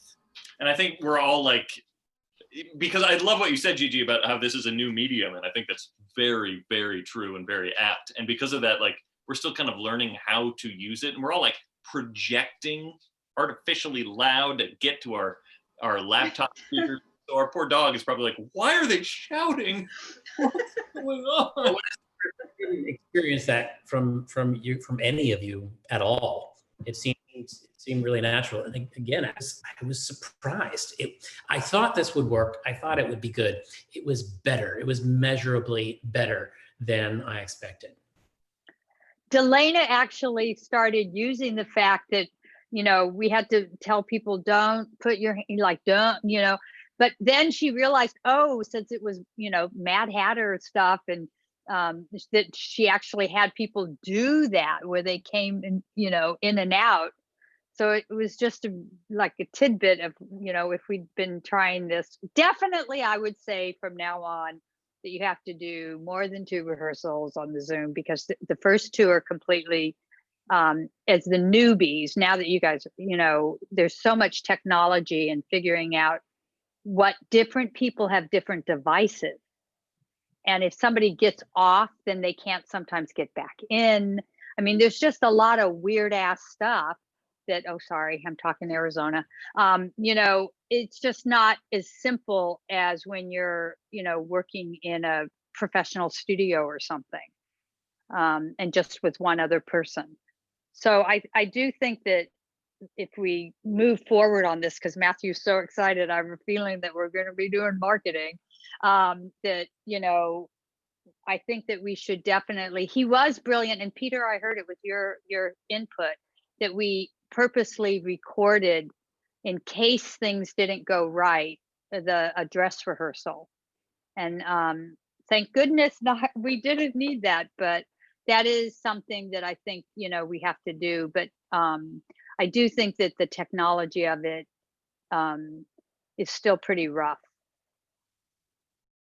I mean, I think we were pretty lucky tonight, because at least from where I was listening, I didn't hear any sound delays or anything like that. So I think tonight we were all very lucky. I heard a little bit last night, but not much, just a tiny bit. So I think it was okay. Yeah. Well, and we need to thank Matthew for that, because Matthew has, I think, been learning as he's done all of these. He has single-handedly been the engineer.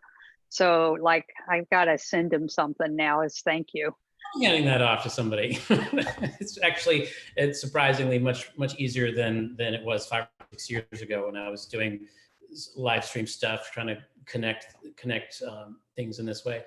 Yeah, I forget something else I was going to say. Who was speaking? Just was Peter? You were talking. Who was talking? Never mind. I don't remember what I was going to say. Train of thought gone.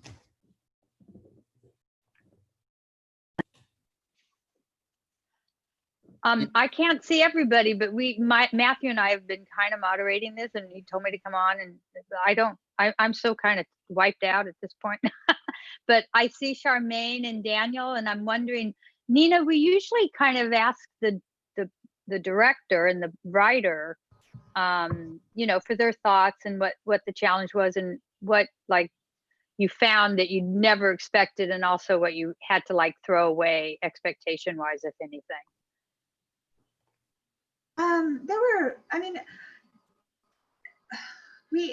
I lucked out, with like, it's always great when you have this piece of work that's already, I think as Nat, that this is so, it does seem kind of tailor-made for this medium. And so I got super lucky. And then of course, having like excellent actors was really luxurious.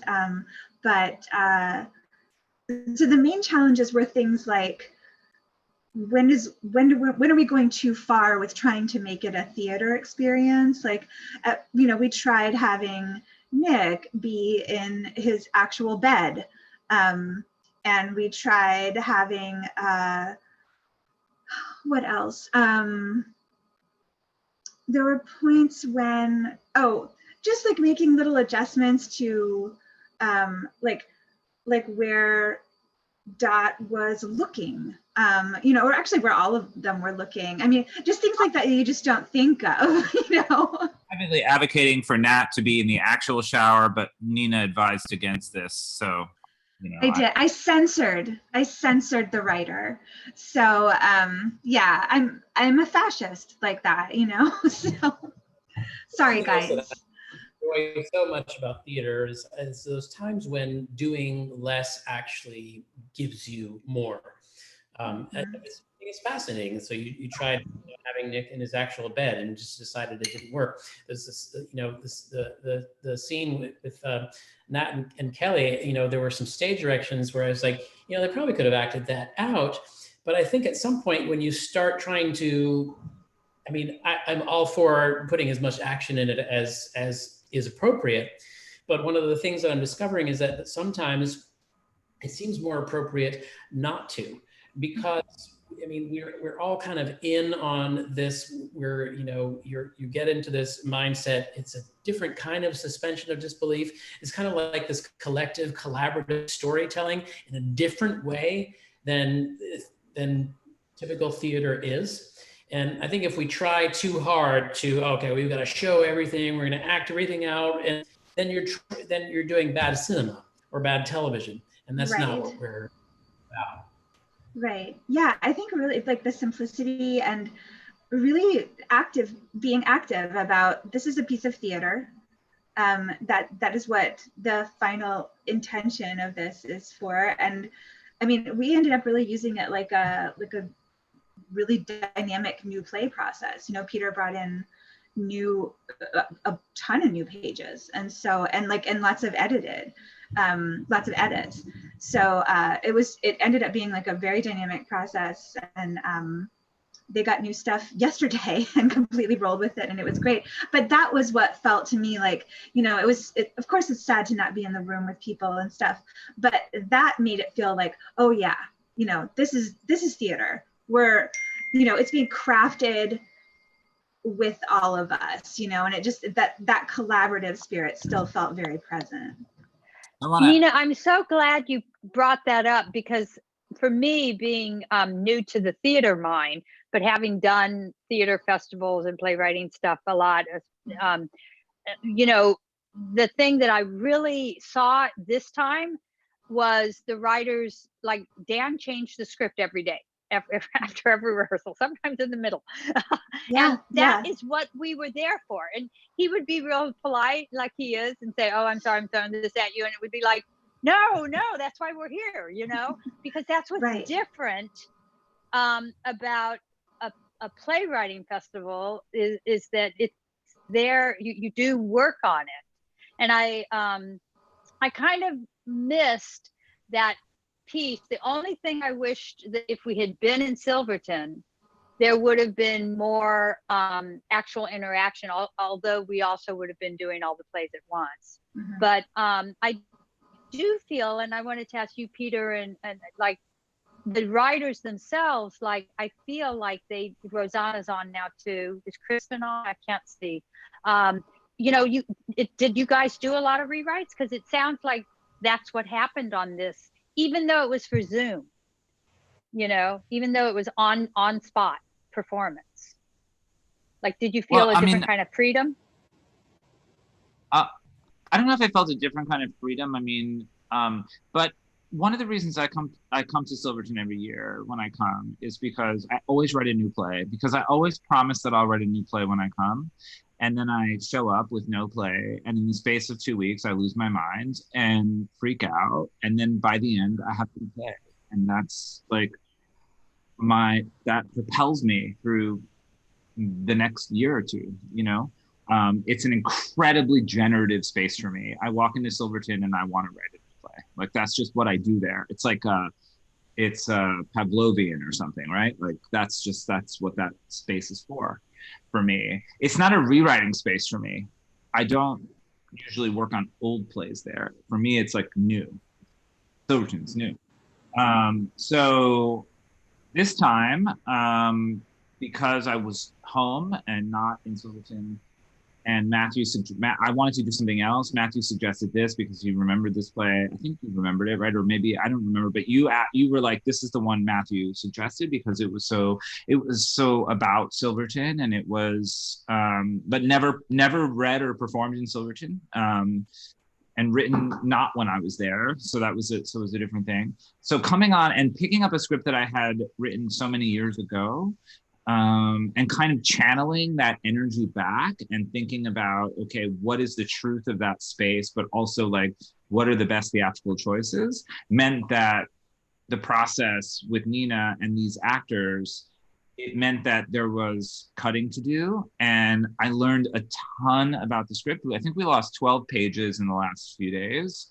And I've learned a lot about, I think, what needs to happen in those scenes. And for me, the play is alive again in a way that it had kind of been put in a drawer for me. And I think that play is not a play that I'll share. It's just, it was an exercise, and I'm glad I wrote it. I think I was processing some personal stuff, but now it's done. And so in a way, it's been kind of resurrected in a surprising way and developed in a surprising way. And it just it's kind of amazing to me the way that Silverton and the theater in Silverton, and first the theater group and now Theater Mine, has consistently pushed me forward in my writing career, and consistently pushed me forward in terms of not my like career in the sense like capital C career, like woo, but actually actual work. Is what I always focus on there, and it's always what people are interested in. And when we go to whatever bars in Silverton, every year it's a different bar. They seem to close and open every year. There's a different one every time I go. That the conversation is actually about the play. It's not about like where my next production is and who my agent is and who did I see at the last reading. The conversation is literally people criticizing me about the play, taking me on, telling me what they loved. I mean, it's real, you know? And usually I don't remember half of it because I've been having a lot of drinks and the altitude is very high. But it's really something special. And I think it's kind of incredible that it has been, to a degree, replicated through Zoom, in a different way, but in just a useful and magical way as always. So I really appreciate that the effort was put in to do that. So yeah. I don't know if that said Gigi, but yeah, that was my experience of this process this time. It seems like I want to ask Lily, because Matthew's connection with you guys is from where you are, right, Matthew? And so it does seem that because we are like, you know, branching out and doing things, that having that energy of bringing in new writers, new pieces, new directors, that that wouldn't have happened if it wasn't possible, because getting to Silverton is quite a schlep, you know? And so it's kind of cool because it just makes me feel, it calms me down and softens my heart and just makes me feel so good that energy is all over the place. You know, it makes you feel good. And having all of you guys come in and having had Matthew bring this, it just expands our world and captures everything in a really nice way.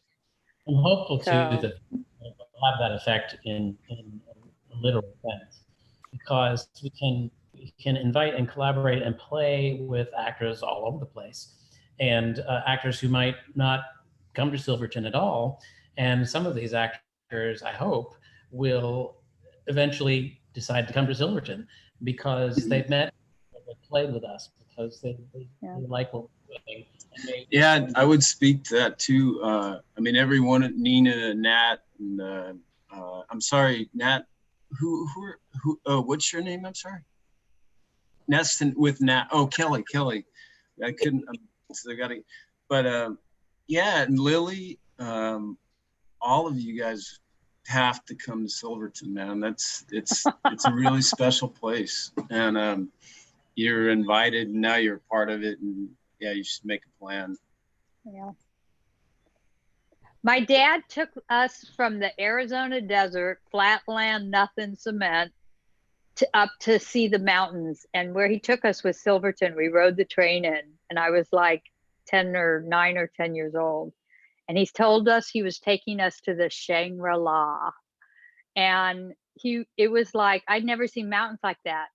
And Peter, when you were talking about, you don't know what it is about Silverton, part of the things that when I went to school then, because I was growing up in phonics, I wanted my dad to come see me in Durango because I was up there and I was just going there for a semester. But he said he couldn't handle Durango because the mountains were so daunting. And one of the things about what happens is you go through that pass, and all of a sudden there is enough room to not feel that it's oppressive. He used to say in Durango that the San Juans were almost oppressive. So that's one of the things that happens, though, is that there's just such a force in Durango. So I'm saying this to you guys as a tourist thing. Lily, we want you guys to come to the Silverton, because it is a magical place. There's just a really cool place, energy there. Well, if you were talking to me, am I supposed to still be Lily? Dot. Sorry, it said Lily. I know. Well, for me, my major draw to this endeavor was Matthew. And so if he'll be there, I'll be there someday. When we're not sheltering in place, and when we're not having a curfew. I'm in San Francisco and we're literally locked in our house by the National Guard. So yeah, they did that in LA too. Yeah. They just rolled back the hours. They started at 8 p.m. and now it's 6 p.m. So wow, just crazy. Yeah, I actually got the alert when this was going on. Like, oh, Jesus Christ. Yeah, I work on the corners in the evening, so it's really dampered, put a damper on my business. So anyway, that's for Charmaine. I got it. The corners. But that's a great segue, because first of all, I wanted to just say, great job to everybody. This was amazing. It was really beautiful and incredible to watch. And I have a question about, I don't even really know how to articulate this question, but I'll try.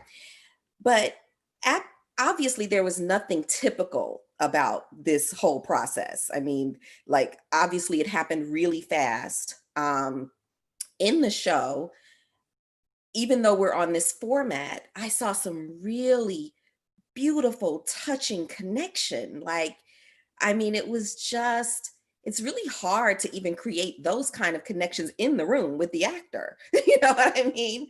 And so for you guys to be separate and still get that connection, I'm sure it has to do with the writing and the directing and the acting, but I guess my question is, in the process that happened so fast, was it Peter? Like, I know you brought a lot of different people. Like, how did you determine that these were the right people for this cast, this format?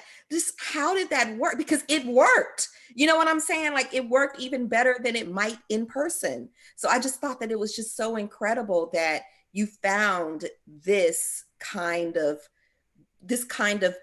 cast and this work. It's just really, really amazing. Well, Nat and Kelly were in the same room, and that seemed right.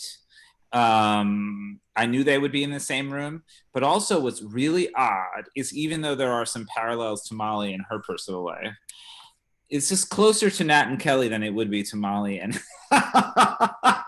this is very, very true. I don't like to let Nat leave the house. And I'm not a fireman, I am a writer. Yes. Which, but the thing is that you could be at a party with Nat and Kelly and they could start role playing at any time. Like, that's a real thing. So they just were the logical choice here. We're not supposed to talk about those parties. Yeah. Do you guys mind telling, like, I just found out that that Dot's, across the puddle from me, because I'm in Oakland. There's a huge protest march going underneath. Yeah. Like, it's been going on for 3 hours. There's like 5,000 people. Not 5,000, I'm exaggerating. But where is everybody from? The new guys. Like, where's Nina and where's Nat and Kelly? Where are you guys holing up? We are in Queens, New York, but I'm from Phoenix originally, actually. Oh, my sadness to you, brother. Yeah. Brother of boredom. I went to school in Tucson. Went to school in Tucson, and I've worked in Cripple Creek, Colorado. Well, Tucson has culture. Yeah. Compared to Phoenix. Yeah. I'm in Iowa City, so still. Ron was in Iowa City as well.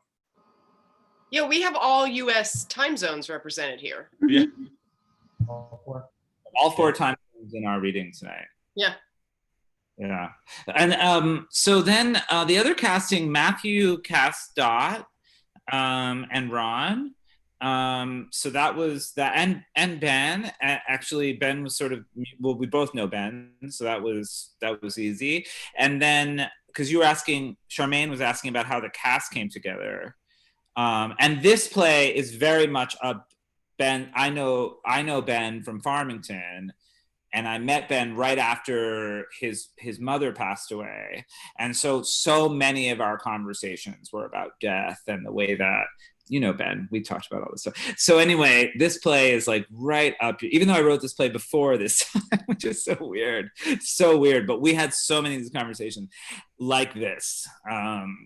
And then Nick was just in my new play that I wrote 6 months ago about drug addiction, and he played a stoner in that play. But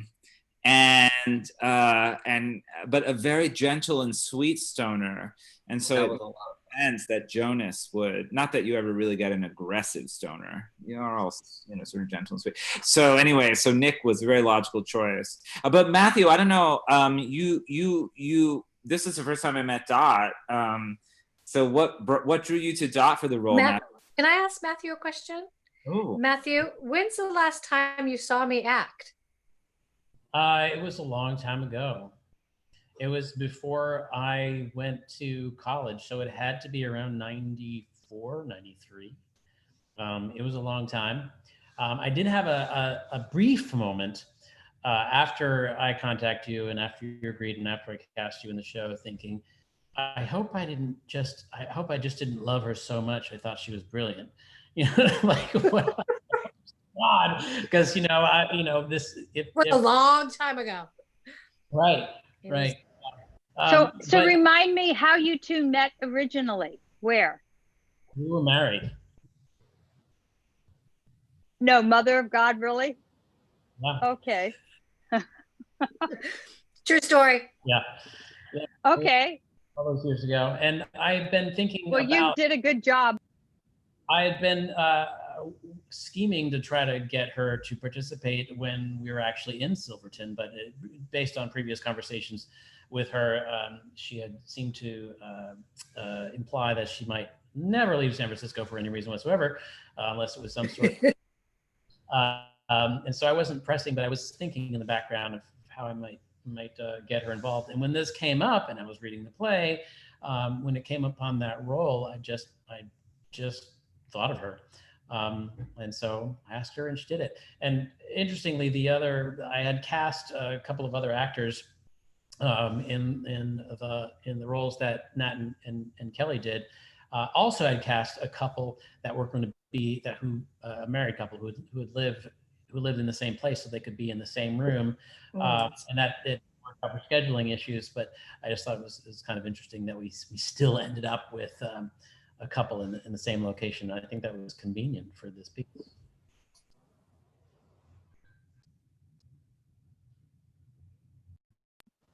So Daniel, did you make your name be Donna Summer, or did somebody do that to you?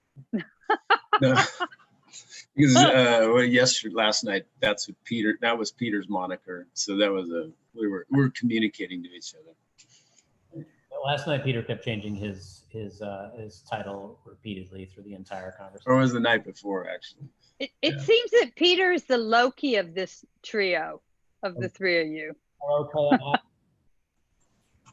What? The Loki. L-O-K-I, the god of mystery. Yeah. I will share with you what some other Loki. I don't understand. What does that mean? Look it up, Peter. Okay, I'll look it up. It's kind of a compliment. It is. Mostly, yeah. I want to do more of this. I want to play more like this. In part because I'm a little bored, maybe struggling a little bit in health wise with everything that's going on. And our business has kind of dropped 99.9%. And so I need something to keep me busy. Also, I mean, that's a small part of it. The bigger part of it is that I just found this so satisfying. It just worked better than I thought. And I already said that I was surprised at how intimate it felt and how drawn in I was, better than I expected. But also this sense of community, these conversations after the fact and prior to, I think it's important, and especially now since we can't get together. And realistically, we're not going to get together even when this stay in place is not in place, because we're all over the country. So again, this part of the limitations is also becomes a strength, because we can get together wherever we are, and it's easier also to fit with people's schedules because you don't have to commute to somewhere. It's all happening right at home, and because we're about new work. It's exciting to me that we just get to play. This is like this as a sandbox. This is one I'm really eager to dig into. I kind of delegated all the directing for this group of 5 plays because I knew I was going to be running the technical stuff. I ended up acting only last minute because somebody had to drop out because of scheduling stuff, but also as an actor, I'm looking forward to playing some more and as a director. So again, as I mentioned in our conversation after the Alice in Wonderland reading today, I'll be talking to Daniel and Peter. We'll be soliciting some scripts, and my plan. And I'll be having conversations with our board about this, but I would like to do at least one, maybe 2, probably 1. Start with 1 play a month. And I want to schedule them a couple of months out so that we can get the scripts in advance. We can have more get-togethers. And my intention, of course, is not that we get together because we have to rehearse, which is fine because I love rehearsals, but also because I love this sense of community. part of this is very selfish. I want to spend more time with all of you. And in doing so, I think we can do that and also promote new work and serve Silverton and serve the production of new work and the writing of new work. Well, does anybody else want to say something? I think Nat and Kelly looked like they were doing transcendental meditation for a moment there. Have we tired you out after performing? So sorry.